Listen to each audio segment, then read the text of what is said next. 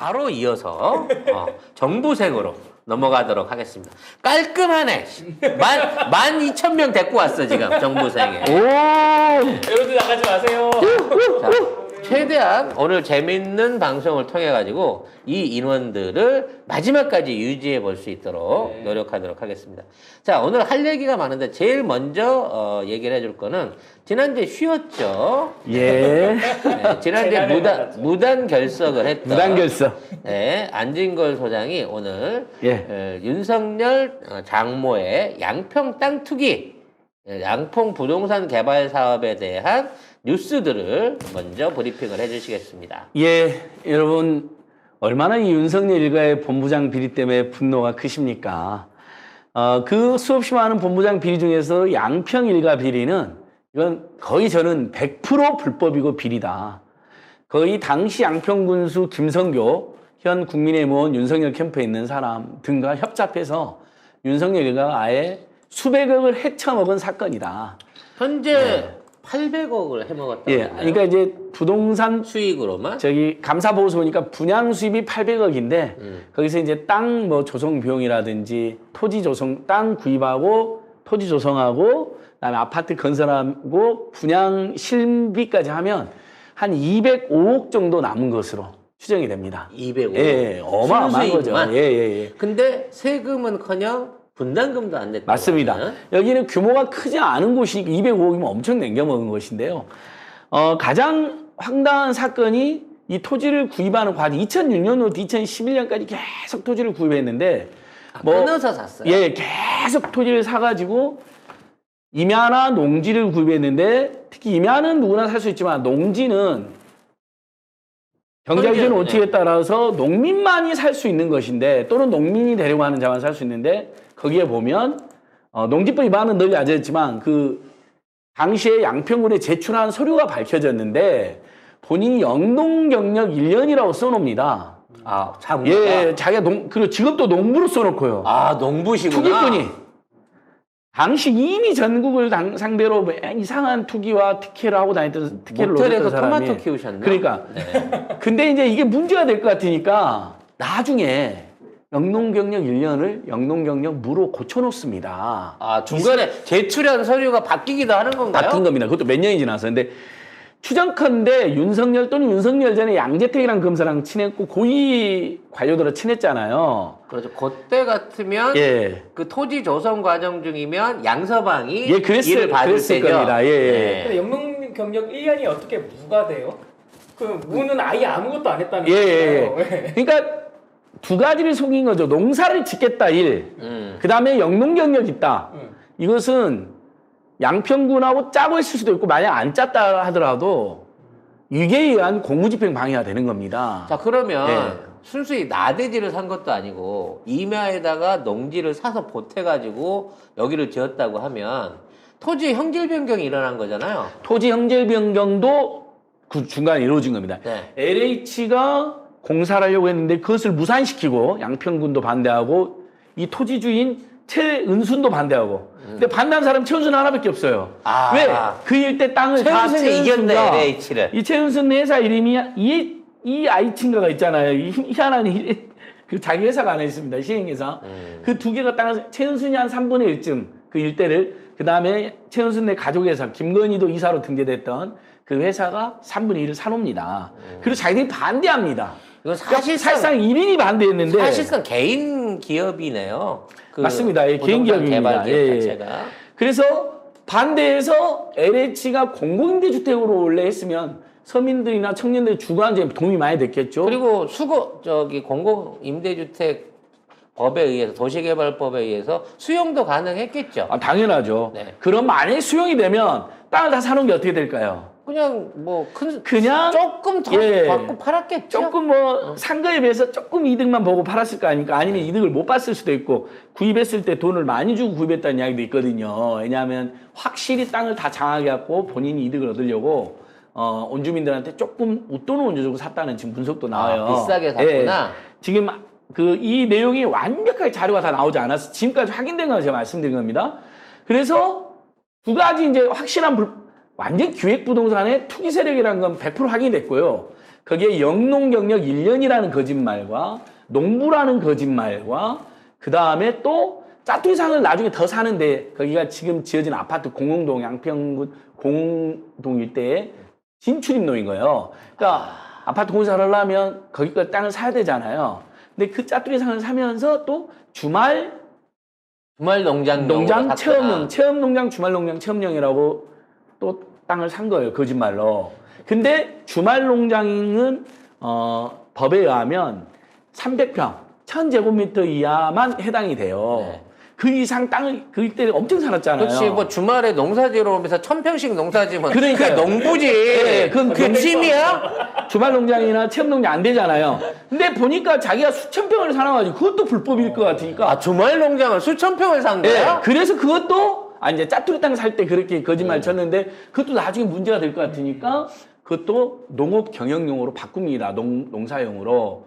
그러니까 기획부동산은 완전 투기 세력인데 거기에다가 양평군하고 짰던 양평군을 철저히 기만을 해가지고 농지를 다 구입해가지고 본인들이 거의 100% 지분을 가지고 있고 그 일대에 그걸 반대하고 LH사 반대하고 양평군도 반대하고 LH가 못하게 한 다음에 본인들이 사업 제안해가지고 양평군이 오케이하고 송 작가님 말한 것처럼 형질변 정도까지.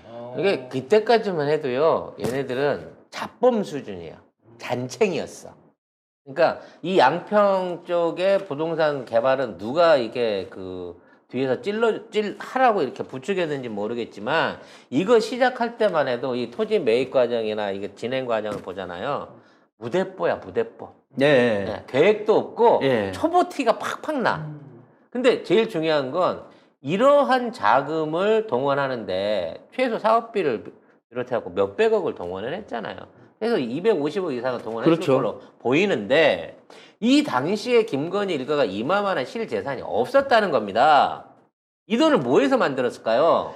그 돈을 그른바 잔고 위조했던 신한은행으로부터 신한은행 말고 신한저축은행 신한저축은행 대출 받고 그러니까 일종의 프로젝트 파이낸싱 같은 걸 하고 또 김건희가 이사답게 돌아다니면서 8억을 막 투자를 받아오고 그랬습니다.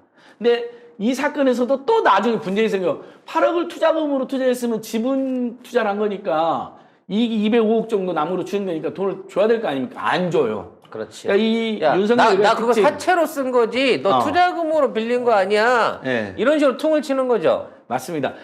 여기 본인들이 투자했다 그러면 지분을 줘야 되니까 그걸 인정하지 않고 잠깐 빌린 거로 또 이렇게 사기를 칩니다. 그러니까 결국은 이득은 김건희 일가가 항상 동업했던 사람들은 감옥에 가거나 돈을 날리거나 손해를 보는 그것이 여기서도 그대로 반복이 되는 거죠. 근데 이제 다시 한번 반복해서 말씀드리지만 이게 조금만 똑똑한 애들이 하면 이렇게 허술하게 증거를 남기지 않아요. 행정의 순서가 하나도 막 아구가 맞지가 않고 그리고 이 안 맞는 아구를 또 어떻게 용케 다 뒤집어 놓습니다.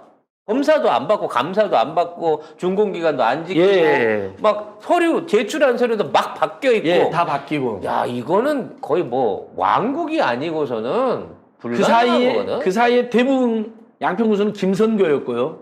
그다음에 어느 시점에 여주지청장으로 양평군을 관할하는 윤석열이 부임하죠. 자, 근데 그래서 농지법이만 알려졌는데 이번에 서류까지 이렇게 조작했다는 것이 농부라는 거짓말, 영농경력 거짓말, 그다음에 구입 목적 거짓말 이 세 가지 새로 밝혀진 것이고요. 이제 두 번째로는 이제 널리 알려진 거죠. 실시계획인가라는 게 언제까지 준공하겠다는 그렇죠. 것인데 2년 안에 짓는다고 네. 해놓고 4년 동안 안 지었죠. 그렇죠. 이건 시행이나 시공해본 사람들 거의 100%가 있을 수 없는 일이라고. 준공 일자를 못 맞추면 관에서 그렇게 난리 피우죠. 왜냐하면 흉물되거나 또 문제될까봐 폐해가 될까봐. 그러면 당연히 관에 찾아가가지고 이래저래 사정이 있었습니다 하면서 실시계획인가 변경 신청도 하고 민원도 내고 그렇죠. 허가도 다시 받아야 되는 거예요. 2년 안에 못했기 때문에 그렇죠. 새로 변경 신청 내지는 재신청을 넣어가지고 새로 2년 안에 짓겠으면 이게 돼야 되는데 요 과정 없이 담당자가 뭘로 그냥 지나쳤네요. 아씨 700억짜리 공사를 하면서 담당자 2년 동안 몰랐어요. 그래서 이러한 변경 없이 구허가를 가지고 남은 2년 반이, 그러니까 1년 반이 더 지난 상황에서 준공 허가를 넣은 거는 낼름 준공을 받아줘 버린 거예요. 이걸 몰랐다는 게 말이 안 됩니다. 소규모 무슨 그런 뭐 모텔이라든지 이런 여간 우리 길 가다 보면 시골길이나 이런 거 많이 숙박시설이라든지 모텔시설이라든지 일학시설도 보면 막 공사 중단돼갖고 흉물나고 이런 많이 발생하거든요. 공동체에도 해가 기준데 여기는 지금 300-400세대 아파트를 대규모로 짓는 건데 이 정도 되면 양평에서 군청에서 예. 거의 뭐 일주일 아니면 한 달에 한 번씩은 와갖고 진척사항 보고해야 돼요. 이거는. 아, 당연하죠. 시골에서는 크게 짓는 공사기 때문에 이게 공사가 안 되면 그때 어떻게 되겠어요. 그냥 원래 임야했던 걸 형지병리가 잘 해줬는데 임야하고 농지를 도시개발시설로 지을 수 있도록 아파트 지을 수 있도록 이제 요건 시행하는 사람들이 곳곳에서 양심선을 해줘요. 이건 있을 수 없는 일이다. 보통 공사중지 명령 당하고 점검 당하고 민원서를 다 내고 엄청 추궁당하고 이러면서 겨우 이제 연장해서 이제 원래 사업자가 이미 정해져서 공사가 됐으니까 사업자 교체까지는 안 된다 하더라도 보통 그런 절차를 반드시 거친다는 거 안 거쳤잖아요. 이게 이제 두 번째 큰 불법이고 이제 세 번째 최근에 이제 개발부담금이 17억에서 6억으로 갔다가 0으로 된 건 알려졌잖아요. 요 과정도 매우 복마적인데 그래서 결국 현 양평군수는 민주당이거든요. 정동균 군수가 결국 2억 가까운 개발부담금을 이제 부과했습니다. 이미 늦었지. 예. 250억을 해먹고 튀었는데 그러니까요. 이제 아마 이것도 아마 돈 없다고 배째라 그럴 걸. 소송한다고 지금 난리 피우고 지금 발뺌하고 있는데 어쨌든 2억 정도를 뒤늦게 부과했던 것 자체가 17억에서 영원이 된 과정이 굉장히 부실했다는 걸 알 수가 있는데 제가 이 개발부담금 부과 내역 양평군 자료를 입수를 했어요. 너무 황당합니다. 1차 때는 개시 시점 시가를 12억으로 봤어요. 엄청 저렴하게 봤어요. 이게 개발부담금 뭐냐면 개발 시점에서 시작했을 때 지가, 그 다음에 종료 시점 지가, 그러면 토지를 조성했기 때문에 지가가 엄청 뛰었을 거 아닙니까? 거기서 정상 지가 상승분 빼고 토지 조성 비용 빼면 개발이익이 되는 거잖아요. 분양 수입 전에. 거기에 한 25%를 물리는 거예요. 법에 보면 25% 돼서 최근 20% 줄어들었는데 그러면 당시에 종료점 지가가 173억이고 개시점 지가는 12억밖에 안 됐어요. 개발 비용이 90억이다 하더라도 그래서 개발이익이 69억이나 남은 거로 해가지고 25%에서 17억이 부과된 거거든요. 근데 다시 설명을 드리자면 자, 이거는 이 빈 땅에다가 아파트를 지었으니까 분양될 당시에 그 당시에 토지 지가가 올라간 상승분에서 많이 올라가죠. 예. 상승분에서 일부 금액을 이제 세금으로 때릴 수 있게 한 건데 실제적으로는 몇 배가 오르는 거예요. 그렇잖아. 임야가 아파트 같은데 어마어마하게 단가가 올랐을 건데 얘네들은 이미 여기 신고 단가 상황에서 이게 사업 부지가 몇 평이죠? 300세대 관련해가지고 여기가 평수는 다 다른데 예를 들면 총 22,199제곱미터예요. 그러니까 약 7,000평 예, 그렇죠. 정도 되는 3.3으로 나누면 되죠. 땅을 임야 뭐 이걸 포함해갖고 샀단 말이에요. 공웅리에 17개 집원을 사들였어요. 필지를요. 그러니까 아주 오랫동안 기획부동산이에요. 예, 이건 다 인정해요. 개발하신 분들이 야, 저 애들은 아주 그냥 그러니까 처음부터 끝까지 여기 치밀하게 했네. 양평에서 뭔가 이 사업을 벌이려고 오랫동안 그 땅을 노리고 조금씩 사들인 거야. 왜? 잘 알잖아. 그 동네에서 모텔에서 잔뼈가 굵으신 양반 아니야. 근데 내가 언제 저 푸른 초원위에 그림 같은 아파트 단지를 한번 지어보자는 꿈이 있었을 거예요. 자, 문제는 이 사업을 진행하는데 제일 중요한 게 개발 부담금인데 얼마에 샀는지는 지들이 뭐 신고가가 나와 있겠지만 그 토지 가격으로 해갖고 아파트를 지어서 올라가는 토지 상승분은 7,000평인데 60억밖에 안 받다는 거는 평당 10만 원도 안 얻는다는 얘기야. 예. 말이 돼? 맨 땅이 아파트가 되는데 평당 10만 원 오를 거라고 계산해갖고 12억을 때려준 거야. 근데 그거를 많이 줬다.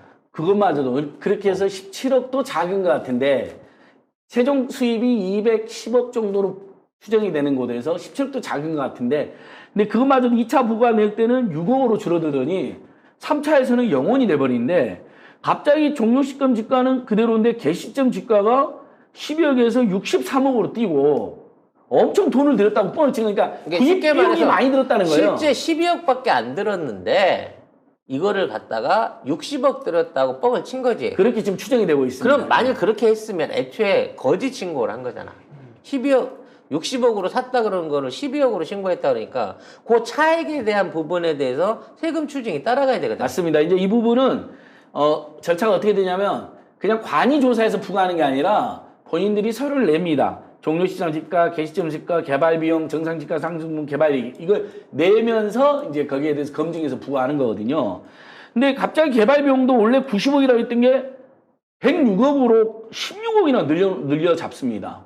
그러니까 비용이 엄청 들어간 것처럼 뻥튀기를 하는 거죠. 구입 비용, 개발 비용. 그러니까 당연히 3차 부과 때 개발 이익이 정상 지가도 9억이나 올랐다고 뻥튀기 돼가지고요. 개발 이익이 1억 1천만 원의 손해본 거로 나옵니다. 최원수님. 손해를 봤대요. 네, 김성교 때입니다. 2016년. 김성교가 국회의원 된 건 2018년이고요. 오늘 불쌍해서 어떡하지? 평생 대업을 이뤘는데 그러니까 2억 원이나 손해를 보셨네. 손해를 봤어. 1억 1억. 장모님이. 그러니까 영원이 된 거예요. 너무 심하네요. 야, 쌍명털이네요. 그냥. 그러니까 그래서 이 과정이 그럼 최은순이 이런 짓을 했는데 최은순 김건희 일가가 이 두 사람만 양평군 공무원을 그냥 속여서 했겠냐는 거죠. 이것은 양평군수 김성교나 여주청장 윤석열 등이 개입했을 가능성이 매우 농후한 거죠. 그리고 이 정도 공무원이 말이죠. 누가 봐도 말이 안 되는 거잖아. 이걸 자기가 서류를 작성을 하고 감사를 하고 자기 도장 찍어서 올렸어. 뭐가지 날아갈 각오 아니면 이거 하겠어요? 이거 위에서 시켜서 한 거야. 너 이렇게 해라고 해갖고 시켜서 온 거고 이런 류의 사업에는요. 이거 떡고물도 안 떨어져.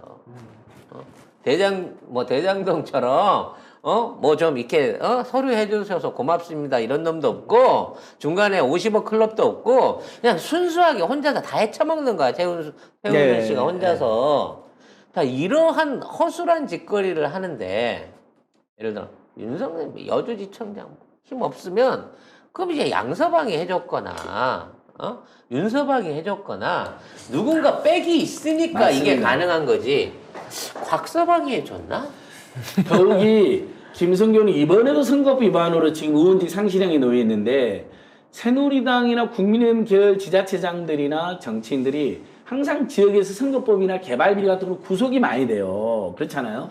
그러면 자기를 관할하는 검찰청장은 너 하늘 같은 사람이에요. 제일 먼저 연금님하고 가서 술 대접도 하고 온갖 편이 맞아요. 선거법을 윤석열이가 당연하죠. 조사를 할 거기 때문에 이번은 아니지만 혹시라도 문제가 되면 윤석열이한테 기소가 될 수가 있는 거잖아요. 근데 보니까 아이고 윤석열 처가 이사이고 윤석열 장모님이 대규모 투입고인데 우리 양평으로 보기도 불러 들어오셨네. 그러면 야야 잘해드려 편히 다 봐드려 17억 그런 거 영원을 해드려 이랬을 가능성이 제기된. 저희는 팩트와 의혹은 엄연히 구별하지만 이건 충분히 상정선에서 의혹 가능한 거죠. 그다음에 추론을 하면은 네. 그게 맞을 거라는 확신이 더 드는 게 왜냐하면 말씀해주신 내용이 총체적으로 엉터리잖아요. 총체적으로. 그렇지. 이렇게 허술하게끔 하는 게 얘가 초짜 사기꾼이라서 이렇게 하는 거예요. 예. 근데 이거를 말도 안 되게 뭐 합법적인 고발 조치라든지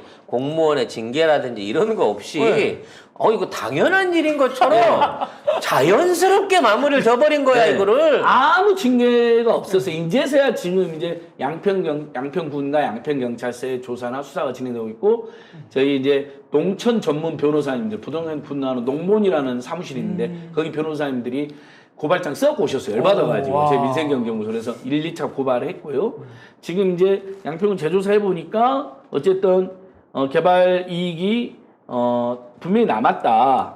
근데 그래서 2억 정도를 이제서 부과한 겁니다. 이것도 저는 문제가 있다고 보는데 어쨌든 영원에서 2억으로 17억에서 영원이 되고 김성교 때 지금 양평군수가 2억을 부과했다는 것 자체가 당시에 2억도 만약에 그래 다 100번 천번 양면서 2억을 봐줬다고 쳐도 어느 서민 중산층이 2억을 이렇게 특혜를 볼 수 있습니까? 2억은 큰 돈이잖아요. 네. 솔직히 3천만 원 연봉자, 3, 4천만 원 연봉자가 한 10년 다니고 비용 빼야지 1억 벌까 말까 하잖아요. 사실 이런 생각도 들어요. 만일 이걸 고지고대로 파가지고 토지 취득 시점부터 공사 관계에 있었던 걸 다 조지면 아마 양평군 일대 웬만한 공무원들하고 연관돼 있는 그 개인 기업들 참여했던 건설사들은 전부 다 잡혀가야 돼. 예. 그러니까 얘네들이 내놓은 해명 자료를 100% 믿고 그걸 믿어준 자는 전제하에서 때린 게 2억 정도에서 끝나는 건데 이걸로 끝나서는 안 된다는 거예요. 이런 사안은. 예, 송 작가님 말씀처럼 제대로 수사가 들어가면은 양평군이 그냥 블랙아웃 될 것 같은데. 아니, 그러니까. 이게 만약에 조국 전 장관 처와 장모님 회사가 이렇게 했다고 생각해 보세요. 윤석열이 어떻게 했을 것 같으세요? 와. 양평군 그 다음에 처음에 토지 구입 단계에서부터 나중에 감리까지 분양하고 감리까지 전 관계자를 싹 잡아 넣었을 겁니다. 대장동 잡듯이 한번 네. 잡아보라니까 이거 네. 어떻게 나오나. 와, 이거는 근데 아무튼 그 은순 언니의 어떤 이 무대뽀 정신 예. 정말 대단합니다. 최소한 기본적인 서류라든지 근거라든지 검령의전 점검을 해야 되는데 토지 살 때부터 허가받고 짓고 팔아먹고 나중에 잔금 세금 정리할 때까지 뭐 하나 불법 아닌 거 없네 이 아줌마는. 아니 최소한의 성의가 없어요. 최소한의 성의가. 이 부동산 전문가들이 이 사건을 뭐라 하냐면 너무너무 이례적인 거 처음부터 끝까지. 자, 보통 시행하려고 하는 사람들이 가가지고 이제 개발 예정지에서 땅을 사가지고 이렇게 본인들이 시행을 하잖아요. 이런 경우는 흔하잖아요. 근데 LH가 개발한 대로 대장동 비리 세력처럼 오래전에 최은수를 혈혈단시 가가지고 본인 땅을 다 사나. 그리고 이제 시행자들이 와가지고 보통 시행자들이 오면 나 비싸게 팔고 넘기고 이렇게 끝나잖아요. 근데 투기에서 이 끝나야지. 사람은 지 땅은 또 자기 회사인 ESID에 넘기고 거기서 돈을 또 벌고 그 다음에 ESID가 또 지회사야. 거기가 시행도 해. 거기서 시공 맡긴 다음에 분양까지 다 했어요. 야, 이게 주모가 자기 닭을 이런 경우는 키워가지고 굉장히 찾아보기 어렵다. 그걸 비싸게 지가 잡아먹고 이 요금은 지나가는 나그네한테 떠넘기거나 똑같은 방식이에요. 야, 양평 주막 살벌하네. 네. 아, 진짜. 그러니까 요건 정말 양평경찰서가 제대로 오다면 특검이라도 해야 될 상황입니다. 검사가 뒷배가 아니었으면 사실 예. 상상할 아니 수 없는 근데 일이잖아요. 지금 있는 상황에서 고발한다고 하더라도 여기에 대한 그 원론적인 수사나 어떤 그 재조사 그에 따른 제대로 된 공과금이나 벌금 세금 부과가 가능하겠어요? 솔직히 법적으로? 그러니까 지금 윤석열 본부장 비리들이 대부분 팩트인데도 약간 시간이 오래됐거나 복잡하다는 문제점이 있습니다. 그래갖고 그걸로 다 법꾸라지들이니까 윤석열이 고발 사주 이건 진짜 희대의 불법 정치개입 사건인데 증거가 있어? 증거를 대라 이렇게 바로 받아치잖아요. 왜냐면 구두로만 보고받은 걸 자기가 잘하는 거죠. 손준성한테. 어떤 증거도 없는 거거든요. 그러니까 그걸 이렇게 악용하는 것처럼 이 건도 이제 오래됐잖아요. 2006년도부터 시작된 사건이거든요. 이게 결국은 양평군에 있는 공무원들만 다치는 거지. 최원수, 나는 해주는 대로 받았지. 내가 뭐 뇌물을 줬어. 공식적으로 내가 걔랑 결혼을 했어. 나 아무런 관계 없다. 신청하는 대로 그냥 통과된 거야. 어떻게 됐냐? 나는 그것까지 모르지. 서류는 어떠니 해주던 대로면 빠져나간다는 거야, 이거는. 그러니까 일부 공무원만 진짜 징계당하거나 처벌받고 끝나면 안 되는 거죠. 사실 저희도 이건 김선교가 책임져야 될 일인 거죠. 윤석열이 제대로 해명해야 될 일인 것이고 만약 윤석열의 고난이 여기까지 미쳤다면 윤석열까지 구속돼야 될 이건 엄청난 사건입니다. 네, 아무튼 여기까지 양평 리포트 들어봤고요. 우리 고발이 진행되고 앞으로 이제 새로운 소식이 들어올 때마다 추가로 알려드리도록 하겠고. 잠깐 30초. 생각하니까 오늘 이제 YTN이 또 추적 보도한 거에 뭐가 있냐면 이제 아까 개발비용 뻥튀기 했다 그랬잖아요.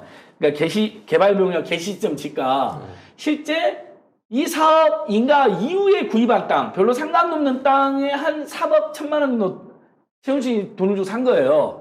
그것도 이 개발부담금 면제를 받으려고 그걸 포함시킨 경우를 하게 된 거예요. 그러니까 이게 뭐냐면 실시계획 인가 때 사업 인가 때 그때 비용 들어간 걸로 계산해야 되는데 그 이후에 구입한 3억 1천만 원짜리 땅을 비용이라고 포함시킨 거예요. 쉽게 말하면 사기를 또 친 아파트 거죠. 질 때 계획 세우면 아파트 정문 입구가 제일 좋은 산 거 아닙니까? 거기 땅을 미리 산 거죠. 그래서 따로 사놓고 아파트는 여기까지만 짓고 요거는 내가 상가 건물 지어야지 하고 땅을 샀는데 그렇죠. 근데 그걸 비용에 그거를 합치는 거죠. 아파트 지으려고 네. 한 땅이에요 라고 집어넣고 아니, 또- 빼낸 거지. 너무 얘가 훌륭합니다. 와이텐이 축구대에서 내가 잘 알아. 예, 그러니까 왜 잘하는지는 내가 고백을 못 하겠지만 내가 이런 스킬 너무 잘하네. 해보셨어. 내가. 이걸 해보셨어. 누군가 같이 해봤거나 지켜보셨어. 그러니까 이것만으로도 지금 최은순, 김건희는 이계영 공무집행방해로 당장 감옥에 가야 됩니다. 철저히 속였잖아요. 양평군이 협잡을 했고 협잡했어도 그건 공무집행방해가 되는 것이고요. 네. 자, 여기까지 양평비리 정리해드렸고요. 자, 오늘은 코골이 재료라고 하는 구강 확장 의료기를 여러분한테 소개해드리려고 합니다. 이 제품은 잠잘 때 코골이를 방지하는 제품인데요. 언뜻 보시게 되면 이게 약간 마우스피스처럼 생겼습니다. 자, 이 제품은 제가 직접 성형해서 제 입에 맞도록 맞춰진 구강 확장 의료기입니다. 일상적으로 병원에서 쓰는 양압기와 같은 원리로 되어 있는데요. 우리가 잠을 잘 때 코를 골게 되면요, 정상적인 호흡이 불가능하게 되면서 뇌의 산소가 부족해지고요. 그로 인해서 숙면을 취할 수가 없게 되기 때문이죠. 본인의 입 모양에 맞게끔 이걸 성형을 해서 이걸 끼우시게 되면 자연스럽게 입 안에 숨 쉴 수 있는 공간 여유가 생기면서 편하게 호흡하실 수 있는 그런 형태의 의력입니다. 그래서 이 제품을 착용하고 잠자는 것만으로도 수면의 질을 개선할 수 있고요. 아까 말씀드린 코골이와 이가는 습관을 방지하고 치아를 보호할 수 있는 것이죠. 개별적 상담을 통해서 구매하시는 게 좋은데요. 지난 1, 2, 3월 동안 약 1,500개 이상이 실질적으로 판매가 됐던 제품이고, 병원에서 사용하는 200만 원대 양압기는 강제로 공기 주입을 하기 때문에 들숨 때는 코골이 소리가 없어지지만 날숨 때, 숨을 내쉴 때는 무호흡 증상이 생기기 때문에 오히려 부작용을 일으킬 수 있는 데 반해서 이 제품은 이빨과 이빨 사이에 간격을 벌려주고 자연스러운 자가 호흡을 통해서 코골이를 방지해주는 혁신적인 발명품입니다. 담당자의 설명을 들으신 다음에 구입해서 착용을 하시면 실제 200만 원 이상 되는 병원에서 판매하고 있는 양압기나 치료기들보다 훨씬 더 좋은 효능을 보실 수 있다는 것을 제가 한 달 동안 체험을 해보고 여러분들한테 소개를 드립니다.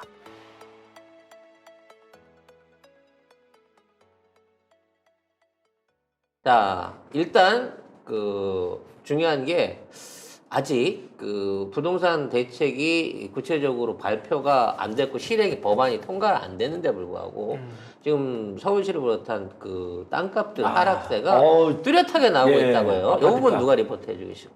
그러니까 표 가져오신 건 안 소장님이신데 제가 브리핑을 하겠습니다. 네. 표를 안 소장님께서 이렇게 그래프처럼 준비를 생긴 해오셨더라고요. 표를. 그건 제가 네. 그래프를 보여드릴게요. 네. 저희가 2달 전쯤에 부소장님께서 거래량이 중요하다라고 하면서 거래량을 말씀하셨고, 그때가 저 이거 말고 이 전에 다른 거 보여주시겠어요? 하나 더 갖고 왔거든요. 그래프. 네, 이거요. 이게 저희 8월 시점이에요. 올 8월? 네, 올 8월까지인데 저걸 한번 전체 화면으로 보여주세요. 여기 시청자분들도 같이 보시면은 네. 거래량이 중요한 이유는 되게 단순하잖아요. 집값은 일반 재화랑 달라가지고 가격이 떨어진다고 해가지고 수요가 늘지가 않고 반대로 가격이 떨어지면 무서워가지고 사람들이 안 산단 말이에요. 더 떨어지면 사지 이러면서. 그래서 역으로 작동을 하는 메커니즘을 보려면은 이 거래량을 보면 되는데요. 이거는 서울시 아파트 거래량 그래프예요. 이게 추세를 가격 보는 동향이 거죠. 아니고요. 거래량. 거래량입니다. 네, 맞습니다. 거래량 엄청 떨어졌네요. 네, 제가 왼쪽에 파란색 박스를 친 건 뭐냐면은요. 우리나라 집값, 대한민국 집값 조정기예요, 저때가. 저 때는 몇 년도까지입니까? 저때가 한 2010년 초반. 네. 보면은 밑에 박스를 탁 치죠. 타닥 치면서 그러다가 위로 살짝 고개를 드는 게 2013, 2014로 가면서 고개를 딱 들면서 초록색 동그라미로 들어와요. 한참 대출해주기 시작할 때죠. 네. 제가 누차 네. 강조를 드렸었는데 거래량 보면 이제 뚜렷이 나타나지 않습니까? 보통 이제 2012년, 13년 이게 지금 서울 아파트 거래량이잖아요. 네. 뭐 아주 좋은 그래프를 구소장님 갖고 오셨는데 12년, 13년 보면은 이제 그때가 가격이 제일 바닥이었을 때예요. 예, 지난 2010년 이후에 보면 가장 바닥이었을 때고 그러니까 지금 기준으로 보면 저게 싼 적이 있었나 싶을 정도 쌌습니다. 근데 보시면은 이게 고개가 슬쩍 올라가잖아요. 초록색 동그라미. 예, 초록색 동그라미 좀 보시면은 13년부터 거래량이 올라가요. 거래가 거의 2배로 뜁니다. 예, 네. 올라가면서 그러니까 저 때는 뭐냐면 근데 12년, 13년이 대바닥이었고 13년 같은 경우에도 단지별로는 13년, 12년보다 가격이 더 떨어진 데도 있었습니다. 근데 거래량은 반대로 움직였어요. 그 얘기는 무슨 말이냐면 시장 참여자들의 어떤 일종의 컨센서스라고 할까요? 이게 이제는 사야 되겠다라는 게 거래량으로 나타난 거죠. 그러니까 가격이 쌀 때 집중적으로 매입하는 움직임이 14년도 이후에 있었다는 거네요. 예, 13년부터 나타난 거예요. 그게. 그때는 확연히. 올라서 싼 게 아니라 예. 그냥 나와 있는 매물을 누군가 걷어간 거네요. 예, 맞습니다. 근데 가격이 너무 싸니까 이 정도면 그냥 사야 되는 거 아닌가라고 하는 것이 사람들이 그냥 그렇게 일종의 합의가 이루어졌던 거죠. 저때 샀어야 되는 거네요. 그렇죠. 지금 보면 그런 거죠. 네. 저때가 가장 이제 환상적인 가격대였던 거죠. 그래서 이게 2015년 이후부터는 가격 상승하면서 거래량도 폭발적으로 맞습니다. 늘어나요. 예, 예. 지금 제가 빨간 빨간색 박스. 맞습니다. 네. 저때가 우리가 지금 알고 있는 근래 불장이에요. 소위 불장. 불장. 네. 사면 배로 올랐다는 그 불장. 맞습니다. 그렇게 하고 있다가 2달 전쯤에 이태경 부소장님께서 거래량을 언급하시면서 8월분을 갖고 오실 때가 저쯤이었어요. 초록색. 다시 그래프가 내려오잖아요. 끄떡끄떡 조정하는 쪽으로. 그때 제가 이런 얘기를 했어요. 저게 어떻게 될지는 더 지켜봐야 된다. 저희가 그래프가 밑으로 완전 떨어져서 파란색으로 갈 것인지 아니면 되살아나서 빨간색 박스로 갈 것인지 이게 주의해서 봐야 될 점인데요. 저때가 8월인데 9월, 10월 그래프가 나왔습니다. 처음 보여줬던 거 한번 보여주세요. 처음 보여줬던 거 그래프 이거 말고요. 곤두박질 쳤습니다. 밑으로. 지금. 그러니까 지금 추세상으로는 밑으로 지금 확실히 지금 곤두박질 치고 있는 거예요. 아까랑 비교해 보면은 확실하게 그래프의 차이를 아실 수 있을 거예요.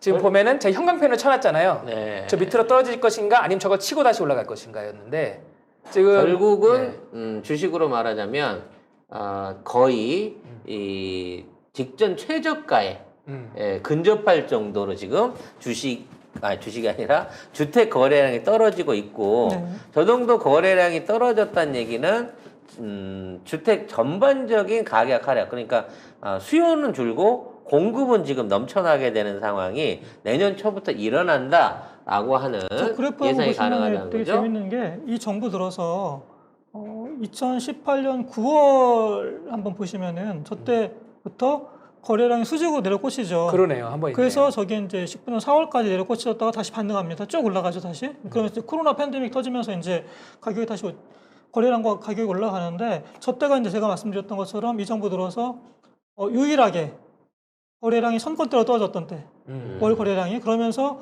서울의 랜드마크 아파트들의 가격도 한 25% 정도 급락했을 때가 저때가 유일하게 나타났는데 근데 지금 거래량이 지금 저렇게 가고 있는 거죠. 지금 이제 이게 2018년도 때 지금 수준까지 거래량을 떨어뜨렸는데 이게 다시 되살아나게 돼. 2020년과 21년 초반에 이게 다시 올라가게 된 데는 무슨 원인이 있었던 거예요? 기준 금리에 아. 인하가 가장 결정적입니다.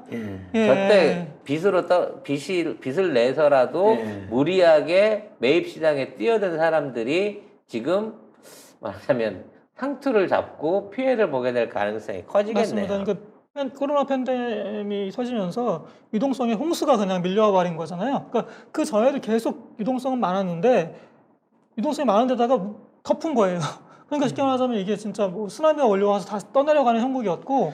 그럼 2018년도에 금리 인하만 없었다고 하면 사실은 2017년도부터 18년도 이후로 지금 현재 와 있는 저 수준으로 해서 집값이 잡힐 수 있었던 기회가 한 번 있었네요. 근데 이 팬데믹 이후에 그 금리 완화하고 대규모 부양 정책이 결과적으로 부동산 세력들한테 한번 살아날 기회를 준 거라고 봐야 되는 거네요. 맞습니다. 예, 저는 정확히 그렇게 보고 있습니다. 그리고 흥미로운 게 시장에서 보수 쪽 전문가들마저도 이제는 대세 하락이라는 것에 이견이 없더라고요. 다들 얘기하는 걸 보면은 최선의 방어를 하고 있다는 게 거의 뭐 이전 식이더라고요. 자, 일단 앞으로 여러분 기대하셔야 될 거는 일단 국가의 정책이 이재명 정부의 정책이 저는 이제 미리 선점해서 말씀드리겠습니다. 나는 이재명 정부 안 되면 못 살 것 같아, 이제는. 그래서 이재명 정부가 아닌 상황을 놓고 상상하기도 싫어. 자, 이재명 정부가 있는 상황하에서 집값을 하향 안정시키겠다고 하는 공약이 이미 나와 있는 거고요. 또 금리가 계속적으로 상승할 여지를 지금 보이고 있습니다. 이미 뭐 내년도에 그렇죠. 2% 예. 가까이 올라갈 거다라는 얘기도 있으니까 2, 3년 안에. 그리고 가장 결정적인 거 공급량은 늘어나는 대신에 기존에 있는 초과 수익에 대한 환수 조치가 강해지고 종부세가 강화될 조짐이 보이니까 이제 집값이 떨어질 수밖에 없는 상황으로 예. 갈 거라는 거죠. 근데 여기에 윤석열은 90%까지 대출을 늘려가면서 다시 한번 부동산 시장에 불을 붙이겠다고 하는 위험한 정책을 꺼내놨단 말이죠. 네. 자, 그거에 대한 해설을 좀 부탁드릴게요. LTV를 그러니까 집값 대비 대출을 받을 수 있는 비율이 지금은 9억 원 이하 같은 경우는 서울 같은 경우는 40%로 묶여 있어요. 아, 50이 아니고 40이군요. 네, 40. 9억 이하인 경우에는. 40으로 묶여 있는데, 근데 이거를 80%까지 풀겠다라고 하는 거죠. 그러니까 빚내서 집 사라를 다시 하겠다라고 하는데, 문제는 뭐냐면은 일단 윤석열 후보의 정확한 부동산 정책이 오피셜하게 나온 건 지금까지 현재로서는 없어요. 네. 현재로서는 없고 일부 조각조각 워딩들을 언론들이 자가 발전을 시키면서 공약화를 시키고 있어요, 지금. 네, 그런 상황이고. 근데 언론들이 어떻게 장난을 치냐면은요. 그러니까 신기한 게 언론들이 보수 진영들 후보들이 갈 길을 터줘요, 자꾸 터주면서 레토릭을 만들어주는데 재밌는 게 지금 우리 시청자분들도 이런 말씀 많이 들어보셨을 거예요. 지금 문재인 정부가 근래에 들어가지고서 부동산 관련 대출 정책을 펼쳐가지고서 대출 안 나와가지고 잔금 대출도 못하고 짜증나 미치겠다, 화나 죽겠다. 지금 이런 여론이 굉장히 많거든요. 결론부터 말씀드리면 그거는 팩트를 정리해드리면 오류입니다. 네. 그러니까 이거를 어떻게 여론 물타기를 하는지 이제 메커니즘을 제가 정리를 해드릴게요. 이제 기사를 하나 가져왔어요. 윤석열 문정부 대출 규제 비판, LTV 80%까지 올리겠다라는 기사인데요. 이데일리 기사입니다. 윤석열 후보가 2일 페이스북에 올린 글이에요. 이런 식으로 시작을 하는데요. 정부는 부동산 정책의 실패를 만회하려고 강력한 대출 규제에 나섰지만 이라고 시작되는 문장입니다. 그러니까 지금 사람들이 무언가를 헷갈리는 부분이 있는데 그거를 계속해서 밀어붙이고 있어요. 그게 뭔지를 이제 설명을 드리려고 제가 아까 정리해 놓은 게 있는데 윤석열 후보의 페이스북을 제가 이렇게 PPT로 정리해 놓은 거 한번 띄워놔 주시겠어요? 사람들이 부동산 대출 정책이라든지 부동산 정책에 대해서 정확하게 알지 못하니까 그걸 가지고 물타기를 해서 막 사람들의 시야를 흐리는 논법을 지금 쓰고 있는데 그걸 좀 정리해 드리려고 직접 안 합니다. 썼을 거예요. 윤석열 직접 네. 쓰는 거 없죠. 밑에 놈이 써줬는데 네. 본인은 잘 모를 거니까 네. 윤석열도 모르는 윤석열의 정책에 대해서 우리가 예. 지금 더 설명을 드릴게요. 이것도 있습니다. 그래 노컷 뉴스도 있는데 이게 반복적으로 생산돼요. 노컷 뉴스 근래의 기사인데요. 제목은 대출 금리, 대출 땡땡 금리, 매서워지는 규제 한파, 격해지는 집값 양극화라고 하면서 문장을 이렇게 시작합니다. 대출 규제에 금리 인상까지 더해지면서 부동산 시장이 빠르게 얼어붙고 있는 가운데. 그러니까 근래에 금리 인상이 있었잖아요. 거기에다가 대출 규제도 근래에 있었다는 것 같은 인상을 같이 주는 거예요. 자, 이제 윤석열 후보의 글을 이제 제가 분석을 해드릴게요. 이걸 가지고 자꾸 쓰는데 이 글의 흐름이 대부분의 언론 보도가 따르는 흐름이랑 같아요. 사람들에게 마타도어를 하는 건데 시작을 이렇게 합니다. 제가 순서 1, 2, 3, 4로 했잖아요. 1번. 새마을금고에 이어 신용협동조합, 신협이죠. 신용협동조합에서도 전세자금 대출을 제외한 가계대출을 전면 중단하기로 했습니다. 이건 팩트입니다. 이거는 왜 사실이죠? 이거는 가계대출 그 총량 규제가 있잖아요. 이 부분을 헷갈리면 안 됩니다. 연초가 시작하기 전에 가계대출을 내년에는 어느 정도로 관리하자라고 시중은행들이랑 금융당국이 약속을 합니다. 올해 같은 경우는 작년만큼 대출해주고 느는 거는 5에서 6% 정도로 우리 약속합시다라고 해서 작년에 약속을 했고 그 약속을 가지고 시중은행들이 대출을 해주는 과정에서 그거를 잘 안분해가지고서 대출을 해줬어야 됐는데 처음에 다 쓴 거지. 다 쓴 거죠. 그렇죠. 상반기에 대출을 엄청 해버린 거 아닙니까? 제일 중요한 건 뭐냐면 줄이지 않았어요. 네. 작년보다 5% 더 해줬습니다. 네. 맞습니다. 5, 6%더 늘렸죠. 무제한으로 풀지 않은 거는 원래 우리 이 현 정부의 정책인 거고 무제한으로 풀어주면 이게 결국은 집값 상승으로 간다는 걸 알기 때문에 잡은 거지만 맞습니다. 줄이진 않았다는 거야. 맞습니다. 동그라미 2번입니다. 그게 자. 거짓말입니다. 대출 이렇게 설명합니다. 상황이 이렇게 된 이유는 금융당국의 무리한 대출 총량 줄이기 때문입니다. 절대 가짜죠? 안 줄였어. 줄이지 5% 않았습니다. 늘렸어. 맞습니다. 거짓말입니다. 그리고 이어집니다. 정부는 부동산 정책의 실패를 만회하려고 강력한 대출 규제에 나섰습니다. 이것도 거짓말이고 맞아두어져. 네. 강력한 대출 규제에 지금 나선 게 아니고요. 시중 은행들이 자기네들 한도를 갖고 야금야금 잘 분배를 썼어야 됐는데 앞에서 장사를 너무 많이 해가지고서 뒤에서 조이기 시작한 거죠. 오케이. 여러분 이게 그리고 왜 중요하냐면요. 물론 지금 있는 대출을 작년만큼 받았던 사람들 중에 신규로 대출을 일으켜갖고 새 집을 사는 사람도 있었을 겁니다. 네.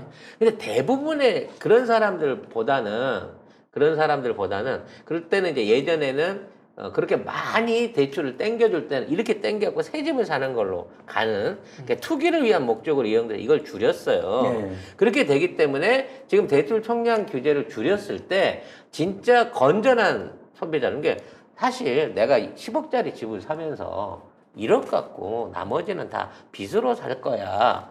이건 정상적인 구입이 아니잖아요. 네. 최소 한 5억은 쥐고 내가 월급 중에 이자로 뭐 한 돈 100만 원 물 생각하고 5억은 대출 내겠다. 그건 이해할 수 있는 거지만 그렇게 구입하지 않는 사람은 투기 목적 아니면은 이마만큼의 무리한 대출을 땡길 필요가 없어요. 송 작가님 지적한 대로 하다가 서브프라임 모기 사태가 생긴 거잖아요. 막 네. 집값의 대부분을 대부분이 아니라 90, 집값보다 98% 잖아. 더한 심지어 100% 대출해 주고 계속 집값 올라가겠지 했는데 집값 폭락하니까 어떻게 됐어요? 버려버리잖아, 집주인들 집을. 망했죠. 집주인들 집을 은행에 해소해 갔는데 안 팔리니까 은행까지 망해가지고 엄청 난리 난 거죠. 지금 이렇게 막 대출해 주면 위험한 건데 그거 안 하고 그다음에 자꾸 부동산 정책 때문에 대출이 나섰다는 건 팩트가 아니잖아요. 아니에요. 완전 일부 아닙니다. 영향 끼치지만은 정확히는 가계 부채가 지금 GDP 대비 100% 1900조 정도 되는 GDP 대비 가계 부채가 1800조 정도 1900조까지 가니까 이렇게 되면 가계들이 위험해진다. 네. 그다음에 내수 경제에 찬물을 꼈는데 그냥 다도 원금이자 갚느냐고 소비를 줄일 테니까. 그다음에 이러다가 은행들까지 불건전해지면 어떡하냐는 것 때문에 접근했는데 무조건 실패한 부동산 정책을 만회한다는 식으로 이렇게 맞습니다. 예, 본인들도 자기들이 집권할 때도 가계대출은 계속 관리를 했거든요. 네. 폭증하지 않도록. 그래놓고는 지금 저런 거짓말. 그러니까 결과적으로 윤석열식으로 무한 대출을 계속 열어주는 게 정책이라고 치면 결국은 은행이 망할 수밖에 없어요. 그러면 은행이 망하면요 개인이 망하는 거하고 완전히 차원이 달라집니다. 그렇죠. 예. 우리 은행 하나가 망하면 대한민국에 있는 아파트 담보권의 60%가 날아가는 거예요. 그 아파트들이 전부 경매로 넘어갈 수밖에 없는 상황이 생긴다니까. 그리고 대한민국은 끔찍한 게 뭐냐면요. 미국은 서프라임 모기지가 터져도 우리나라보다 개인이 더 견디기 상대적으로 편해요. 왜 그러냐면은 미국은 주택만 포기하면 돼요. 근데 우리나라는요. 주택도 빼앗기고요. 나머지가 채권으로 죽을 때까지 쫓아와요. 네, 우리나라는 안 됩니다. 이렇게 채권으로 날아가 버린 주택은 제가 못 봤고요. 예. 똥값으로 처리되거든요. 그래서 외국은 어찌 됐거나 내가 지금까지 할부금 내고 살았으니 이제 더 이상 채무 없어라고 파산 선언하면 끝나는데 우리는 집값이 떨어진 데 대한 대출금을 못 갚은 데 대한 채무가 개인한테 평생 따라붙는다는 맞아요. 거야. 네, 끔찍합니다. 우리나라는요. 집값을 이제 집을 경매 붙여서 뭐 채권의 60%를 해소했다. 그다음에 40%를 또 추적하는 거 아닙니까? 네, 끝까지. 맞습니다. 네. 그래서 다시 돌아오면요. 1번을 다시 해보면요. 1번이 중요해요. 이게 자꾸 인상이, 그러니까 대출 총량 규제가 있고 지키지 못하는 은행들이 있는 건데 그 중에 하나가 새마을금고였고 신용협동조합이었던 거예요. 국민은행에 가면 대출 나옵니다. 국민은행에 가면 대출 나오고요. 아직 국민은행 남아 있답니다. 한도가 여러분. 남아있습니다. 신한은행 많이 남아있습니다. 맞습니다. 네. 그냥 그런 것 리딩뱅크들은 뿐이에요. 다 남아있어요. 네. 농협 빼고 시중에 4대 주요 은행은 남아있어요. 네, 맞습니다. 왜 그냥 그런 문제인 새마을금고가 겁니다. 먼저 떨어졌겠습니까? 대출 여건 안 되는데 어떻게든 해갖고 좋은 조건으로 편하게 빼드립니다라고 고금리 받아 먹으려고 지들 예, 갖고 예, 있는 예. 것 먼저 다 소진한 거 아니에요. 맞습니다. 맞습니다. 새마을금고 신용협동조합 상호저축은행들이 예대 마진이 시중은행보다 한 서너 배가 더 높습니다. 시중은행은 지금 2% 정도 높잖아요. 제2금융권은 예대 마진이 7%까지 받아요. 그러니까 본인들이 떼돈 벌려고 대출 엄청 해버린 거예요. 그래서 올해 신용협동조합이나 이런 제3금융권 그 순수익이 역대 최고랍니다. 네, 엄청 늘어나고 있습니다. 예대 마진으로 얻어낸 수익이 어마어마하다는 거예요. 예대 마진이 7% 안팎으로. 7%가 예, 예금 1%로 준 다음에 대출할 대출 8% 해갖고 8%로 이자를 통했다는 거잖아요. 거의 고리대에 가깝네요. 고리대입니다. 고리대. 그래서 확실하게 짚고 또 한번 넘어갈 거는 정부는 근래에 부동산 대출 규제를 한 적이 없어요. 예. 지금 대출 규제가 어느 때랑 똑같냐면요. 작년 710 대책이랑 똑같아요. 1년 또 훨씬 더 전에 내용이 그대로 적용되고 있어요. 거기서 바뀐 건 없습니다. 근래에 대출이 잘 안 나온다고 하는 거는 각각의 은행들이 자기네가 대출을 해줄 수 있는 총량이 있었는데 그걸 일찍 소진한 은행들이 몇몇 있어서 그런 것뿐이다. 자, 3번으로 넘어갑시다. 네. 그러나서 제가 이렇게 해서 점선을 하고 3번으로 넘어가잖아요. 여기서 의견을 개진합니다. 여기서부터 갑자기 논점을 섞어요. 주택 관련 대출 규제도 문제입니다. 라고 하면서 의견을 개진합니다. 그럼 4번이 갑자기 뜬금없어요.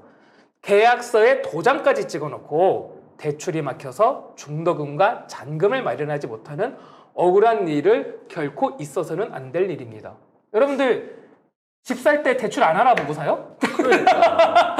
이거 아니 우리 정부가 계약서 찍었는데 그 다음날 대출 절차를 갑자기 확 바꿔가지고 내가 그 돈을 못 구하게끔 만든 적이 있었어요? 없습니다. 그날 그 신청 들어가면은 그 들어간 분까지는 다 적용이 되고요. 당연하죠. 그리고 아까 말씀드렸죠. 정부의 지금 부동산 대출 정책은 작년 710 대책이랑 똑같아요. 변한 게 없어요. 그렇죠? 지금 잠깐 얘기가 나오는 거는 총량 대출 때문에, 총량 규제 때문에 새마을금고에 갔더니 안 나오더라라는 그냥 그 얘기가 나온 거예요. 그분이 네.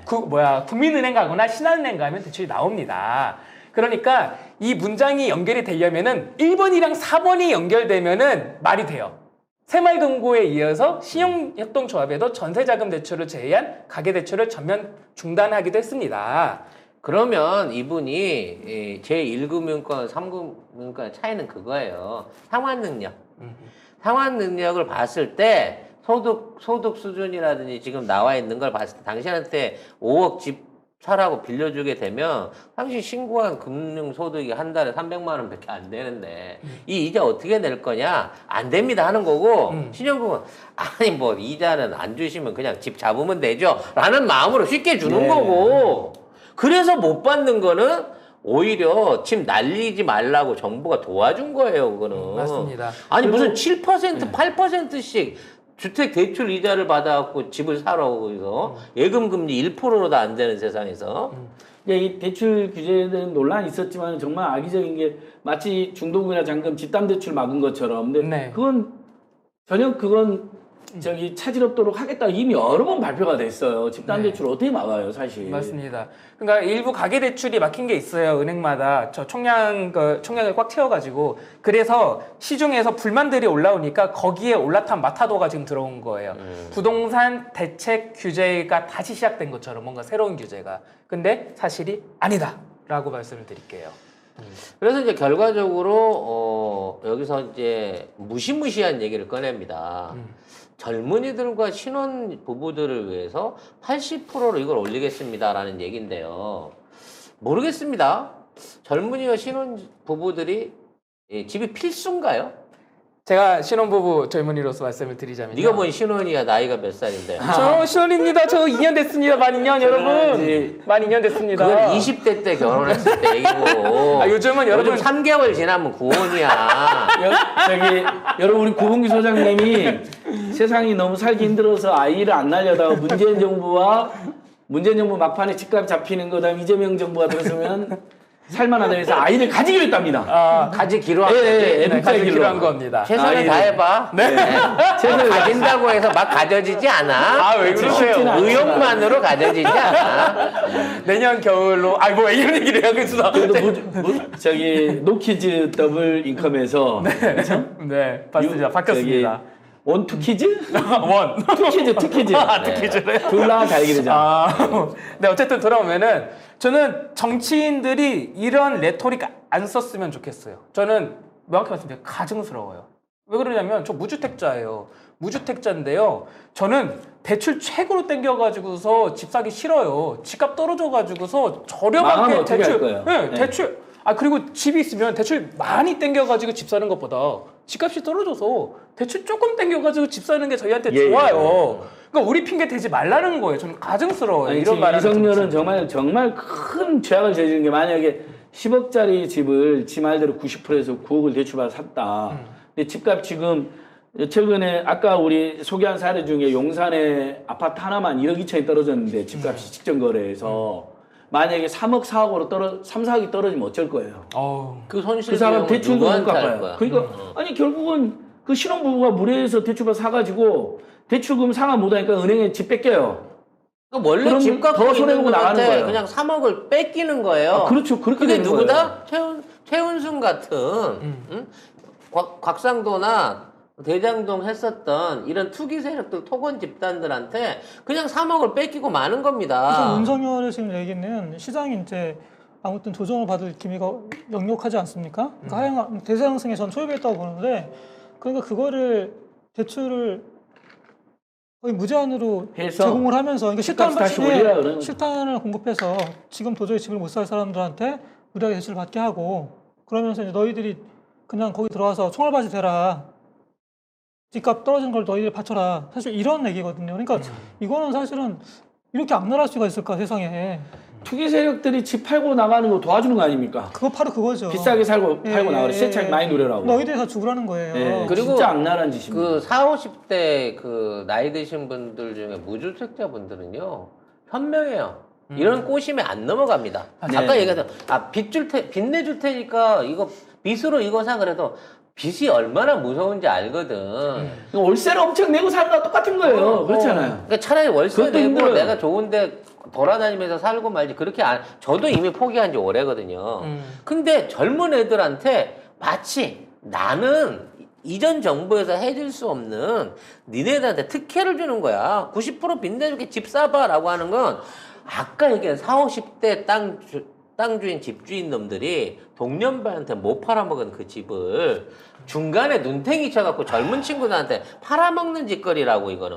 맞습니다. 이게 그러니까 주식이랑 비슷해요. 젊은 친구들은 재밌는 게 저는 이 시장에 그래도 10년 넘게 있었으니까 시장 사이클을 한번 경험했어요. 과거에 집값이 맞아. 예. 한 20년 살아보면 집값이 어떻게 흘러가는지를 알거든. 한번 뭐 진짜 하우스 푸어도 얘기 나올 때도 경험해봤고 그다음에 뭐 서프라임 IMF도 모기지도 겪어봤고 겪고 카드 대란도 겪어봤고. 얘 끝까지 오르지 않을 거라는 걸 알아요. 경험을 해봐서. 근데 지금 20대라든지 30대 초반들은요 끝까지 오를 것 같아요. 지금 이 시장이 처음이에요. 그냥 집값이 비트코인 같지 니들한테는. 아유. 그래서 문제가 뭐냐면요. 이렇게까지 80%까지 땡겨주겠다. 그래서 너네들이 밑으로 잡아라라고 계속 하면은 이 공포감을 못 이기고 그 근래의 주식시장에서 코인 시장에서 공포 심리 때문에 들어와서 막 사는 그것처럼 주식시장, 주택시장 똑같은 이제 흐름이 더 공고해질 거란 말이에요. 근데 여기서 지금 저희가 아까도 살폈지만 대세 하락 초입이란 말이에요. 이건 누가 봐도요.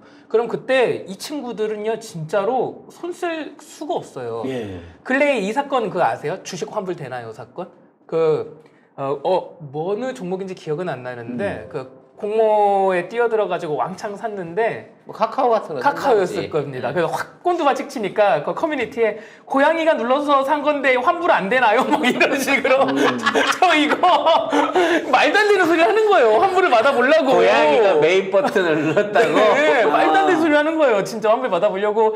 저 이거 결혼 자금이에요. 저 이거 우리 이제 뭐 그 예비 부부 신부가 알면 저 죽어요. 막 이런 거 올라오고요. 신세부터 주가 떨어지니까 그런 거죠. 네, 오를 줄 알고 근데 그랬잖아요. 진짜 지금 저는 이제 아마 2030들에도 정보에 밝아서 벌써 집값이 하향 막 1억씩 안팎 떨어진다는 거면 윤석열이 말한 대로 막 대출 받아 무리하게 사람들 기다릴 거라 생각해. 우리도 또 그런 신호를 드려야 되고. 근데 또 기다려라 했다고 집값 올랐다고 나이 피우실까 봐 걱정은 되는데. 근데 늘 말씀드리지만 문재인 정부가 실패한 거는 코로나에 의한 금리 저하와 범세계적인 유동성. 그나마 우린 더 했는데 저금리와 유동성. 저금리와 유동성으로 인해 가지고 남아 있는 돈을 주택에다 퍼부어버린 잠깐 2018년도 후반부터 시작됐던 아까 설명드린 사이클에 있었던 거고요. 지금 이재명 정부는 하향 안정해가지고 기다려라.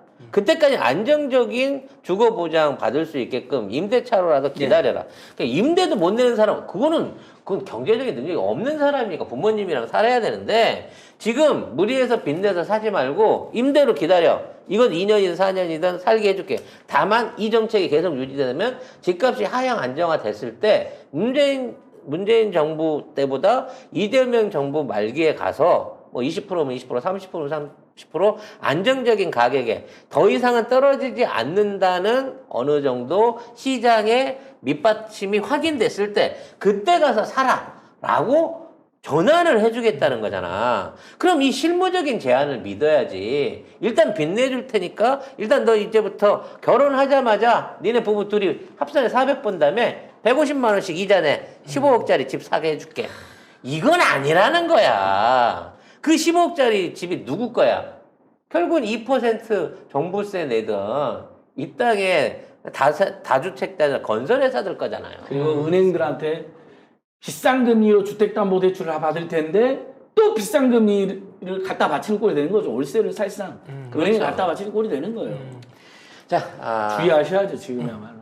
이래서 부동산에 대해서 우리가 알아야 되고요. 또 여러분들이 널리 소개시켜 주셔야 되고, 이런 방식으로 당장의 고통을 분담해서 진짜 우리 세대들을 위한 정책을 만들어야 됩니다. 물론 이 말씀 드리면서, 나도 집 있는데 집값 떨어지는 거 싫은데 하실 수 있겠지만, 그게 내 자식과 내 손자들을 생각해 보시라고. 내가 살아갈 시간보다 이 대한민국 안에서 살아야 될 수없이 많은 나의 후손들이 있는데 그들이 영영 이 부동산에 도세 주거 불안에서 벗어나지 못하는 세대를 물려줘서야 되겠다는 거지. 그리고 이제 주변에 집 있는 1주택자들은요, 제 주변 1주택자들 많이 만나보고, 저희도 그 부부가 합쳐서 무주택 생활이 100년이 넘어가지고 청약이 됐다 했잖아요. 부부만 합쳐서 아이까지 하면 170년. 부부 합산이지. 부부 합산 무주택 생활 대세니까. 100년. 아이까지 하면 120년 되는데 그래서 청약 됐잖아요. 이 청약으로 1주택 된 사람들 만나보면 다 뭐라 하냐면 집값 상승 원하는 사람 하나도 없어요. 왜냐면 그래갖고 재산세만 더 나오면 어떡하냐. 관리비만 비싸게 나오면 어떡하냐. 오히려 차라리 어차피 우리가 죽을 때까지 살려고 아이한테 물려줄 집이라면 그냥 하향 안정화 되는 게 좋다 그래요, 다. 자, 여기까지. 짧게 그거 네. 양도세. 양도세가 나왔네. 양도세 짧게 나왔습니다. 하죠. 네. 길게 할 일은 아니고요. 보도가 하나 있을 텐데요. 지금 그 양도세 다주택자들 보도가 하나 있으면 찾아주시겠어요? 네. 예. 그래, 이 얘기를 했었어야 돼요, 진짜. 1주택자들은 오늘부터 오늘 거래부터는 12억으로 기준이 상향돼서 맞습니다. 예. 네. 1주택자는 긍정하고 넘어가는 것으로 하고 일단. 예, 민주당에서 지금 기사를 못 찾으시는데 민주당에서 지금 민주당 일각이죠. 일각에서 이제 정책위 의장이나 에서 그 다주택자들 양도세 중과를 한시적으로 좀 완화해야 되는 거 아니냐 이런 얘기를 좀 하고 있어요. 그래서 1주택자를 가장한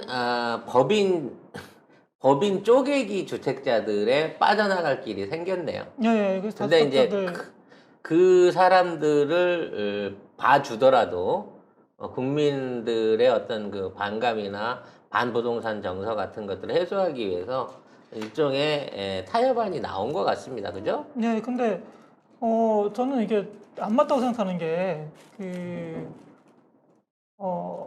양도세라고 하는 것은 말 그대로 양도 차익에 부과하는 세금이잖아요.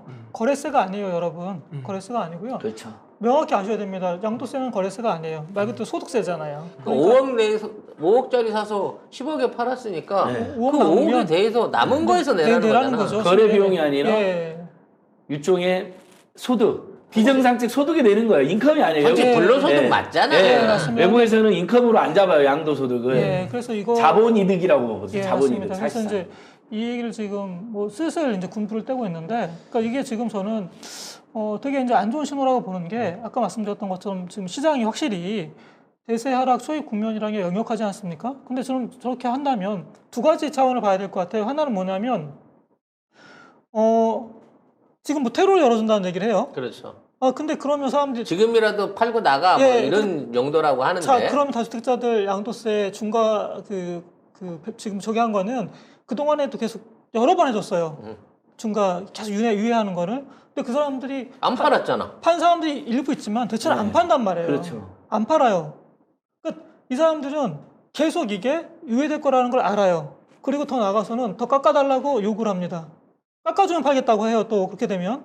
자, 그러면 깎아주면 팔까요? 안 팔아요. 그리고 깎아주는 만큼 싸게 팔까요? 절대 안 내려요. 네, 절대 안 그래요. 그러니까 저거는 지금 시장 안정에도 역행을 하고요. 만약에 저렇게 얘기를 하면 다주택자들이 어떻게 나오겠습니까? 그러면 이거 영구히 그러면 유예되겠구나. 내지는 세율이 더 결국 떨어지겠구나 이재명도 생각하죠. 못 잡네. 이 양도세는 예. 그냥 버틸 수 있으니까 맞습니다. 그냥 오를 때까지 끝까지 버텨봐야 되겠네. 네. 바로 이렇게 한다는 거죠. 바로 그렇게 생각을 해서 매물이 안 나고요. 또 하나는 이제 우리가 100% 양보하더라도 선거에서 이겨야 되니까 그러면 이 득표 전략으로 유효하냐는 걸 따져봐야 되겠죠. 근데 저는 이렇게 여쭤보고 싶은데 아니 그 말 중요한 지적이에요. 예. 만일 이걸 해갖고 저쪽에 있는 애들이 다 우리 진영으로 넘어온다고 치면 아니 그렇게 할 수도 있다고 저는 봐요. 일단 표 받고 예. 거짓말이었어. 그리고 다시 원상 복귀하면 돼. 근데 표를 준단 말이에요. 안 준다고. 절대 안 줍니다. 그러니까 다주택자들은 양도세 우리 양도세 다 없앨게요. 민주당 예를 들어서 이재명이 그다음에 다주택자 양도세 종부세 다 없앨게요. 다주택자 양도세 중과도 그거 다 깎아줄게요. 이러면 표 줄까요? 절대 안 줍니다. 안 줘요. 그러니까 바보 같은 짓 하지 말라는 거예요. 그래서 이게 아직 확정은 아닙니다. 예. 이러한 검토가 나오고 있다는 얘기를 우리가 원천 차단해야 된다. 맞습니다. 예. 라는 생각이 듭니다. 지금 짧게만 말씀드리면 네. 이게 언제가 생각나냐면요. 올해 4월이 생각나요. 종부세 후퇴 얘기 나오는 거예요. 네. 그때 저도 안 소장님이랑 밖에 나가서 계속 말씀드렸던 게 절대로 정책이 후퇴한다는 시그널 어떤 시그널도 줘서는 안 된다라고 말을 했는데 자꾸 흔들리잖아요. 지금 정책 기조가 지금 강화 기조에서 자꾸 완화 기조로 다시 또 흔들리니까 사람들이 시장에서 반응을 하는 거잖아요. 버티면 되네. 너네 별수 없잖아. 민주당 겁봐. 지금 이러고 있어가지고서요. 지금 이런 시그널이 민주당에서 계속 나오면은 안 된다는 거지. 네, 절대 안 저 됩니다. 수박들이 저러고 흔들고 있는 거야. 이거 협치 얘기하는 거랑 똑같은 거고요. 우리가 아무리 편파 방송이고 민주당을 위한 방송이지만 잘못하는 것까지 칭찬할 수는 없어요. 자, 우리 정부생은 1가구 1주택 양도세 기준 10억을 올리고 그것으로 충분히 조치를 다 한 것 같아요. 1가구 1주택자들만 혜택을 예. 주고 다주택자들에 대한 양도세 유예 이 검토는 없어져야 된다. 우리 정부상의 저거- 공식적 입장입니다. 저거 중과해도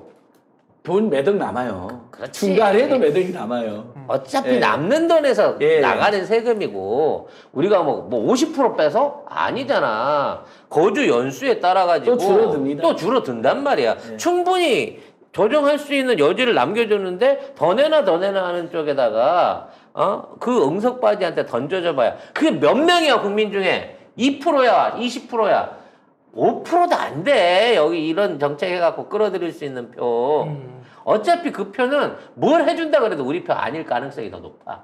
라는 생각하면서 예. 이 정책에 대해서만큼은 공식적으로 반대한다라는 입장을 오늘 마무리 지으면서 오늘 방송 여기서 정리하도록 하겠습니다. 여러분 널리 많이 퍼뜨려 주세요. 참 그리고 지속적으로 매주 저기가 팩트 체크 뉴스가 네. 카드 뉴스와 네. 쇼트 시그널로 나가고 있습니다. 쇼트 프로그램 유튜브 쇼트. 네, 유튜브 쇼트로 쇼트 유튜브. 1분짜리가 나가고 있습니다. 많이 퍼뜨려 주시기 바라겠습니다. 이해하기 쉽게끔 최대한 간결하게 내용만 정리를 했습니다. 자, 여러분들의 도움이 우리 후손의 미래를 바꿉니다. 정부생 앞으로도 많이 사랑해 주시고요. 다음 주에 다시 뵐게요. 여러분 안녕. 안녕히 계세요. 고맙습니다. 수고 많으셨습니다. 고맙습니다.